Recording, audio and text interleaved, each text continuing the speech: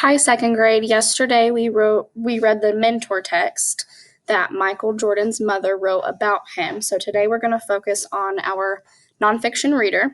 Here we have a picture of Michael Jordan on the front cover. It's obviously nonfiction because it's a real photograph. So let's go ahead and get started. Here's our table of contents. It's like a map of our nonfiction story. It's going to tell us what we're going to read about.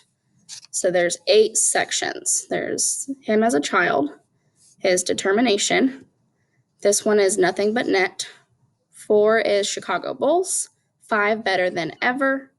6 is baseball with a question mark. I'm not quite sure what that means. We'll have to read about it. And then 7 is leaving a legacy. And then 8 is our glossary with our vocabulary words. So we'll start with as a child. So your job is to just follow along and make sure that you look at the photographs. Michael Jordan, nicknamed Air Jordan, later on in his career, was born on February 17th, 1963, in Brooklyn, New York.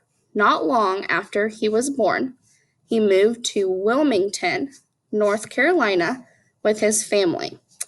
Having a competitive nature, Jordan loved playing sports at a very early age.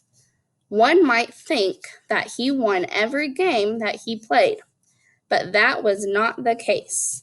Let's take a journey through Michael Jordan's life. And notice that our word competitive is in bold. That's one of our vocabulary words. Okay, let's read about determination. In high school, Michael played football, baseball, and basketball. So he played 3 sports. During Michael's sophomore year at Laney High School, Michael was cut, so he didn't make the team, from the varsity basketball team. However, that did not stop Michael Jordan. He grew 4 inches over the summer and made a huge impact on the basketball team during his junior year of high school. He averaged, so most games, he made about 25 points a game.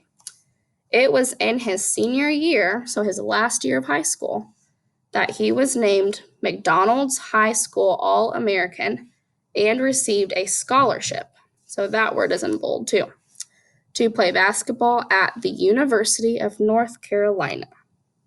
And here are some photographs of him playing basketball in high school. My guess would be his senior year, the year that he did so well. Okay, section 3 is nothing but net. It was at the University of North Carolina where Jordan really became a star.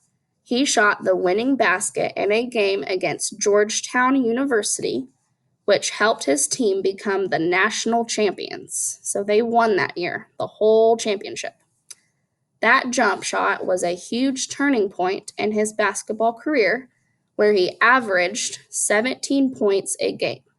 So I think back in high school, he averaged about 25 points a game. In college, he averaged 17 points a game.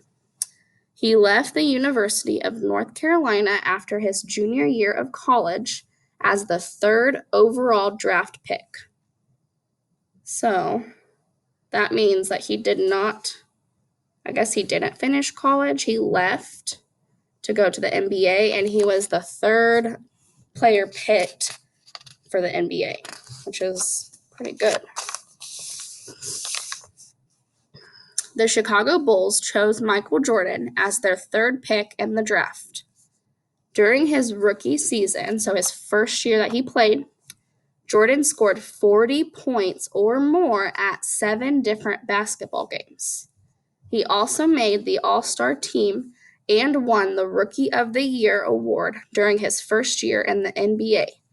Jordan is recognized as helping the NBA receive tons of positive attention. The following year, Jordan suffered a foot injury, so that means that he hurt his foot, that prohibited him from playing. However, he did not let that stop him. In 1985, he finished his college degree. So he went back to college and earned his degree. and came back strong after his injury in 1986. So maybe him getting hurt was a blessing because he got to go back and finish college.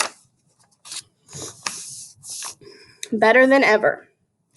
During the 1986 season, Michael Jordan became the first player since Wilt Chamberlain to score more than 3,000 points in a single season. That's a lot.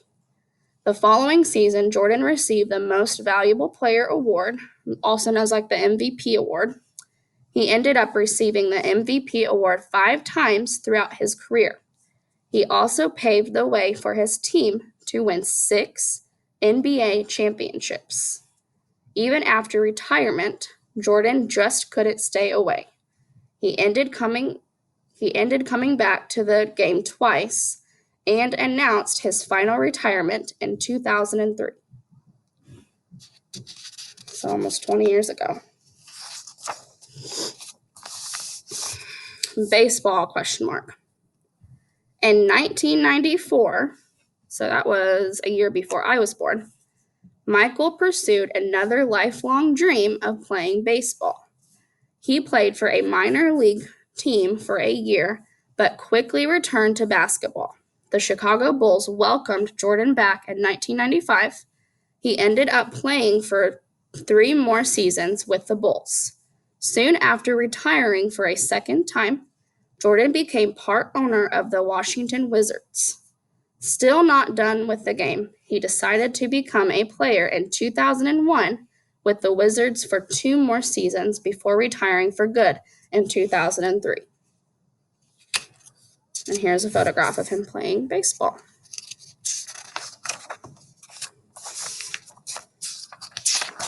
Okay, just one more section. Leaving a legacy. Many people will tell you that Michael Jordan is the best basketball player of all time. In 2009, Jordan received one of the basketball's greatest honors. He was inducted into the Naismith Memorial Basketball Hall of Fame. While he may not be able to play the sport anymore, he remains active in basketball as the owner of the Charlotte Hornets. He was the first former NBA player to become a majority owner of a professional basketball team. And then this is what he looks like today. Okay. So your next job is to fill out this graphic organizer. You need to tell something you learned about Michael Jordan in the top box. And then you need to specifically put a fact from his childhood, his early career, some of his accomplishments or awards that he may have earned, and then his legacy and what he did after he retired from basketball. So go ahead and get started. Make sure you work hard and you ask your teacher if you need help.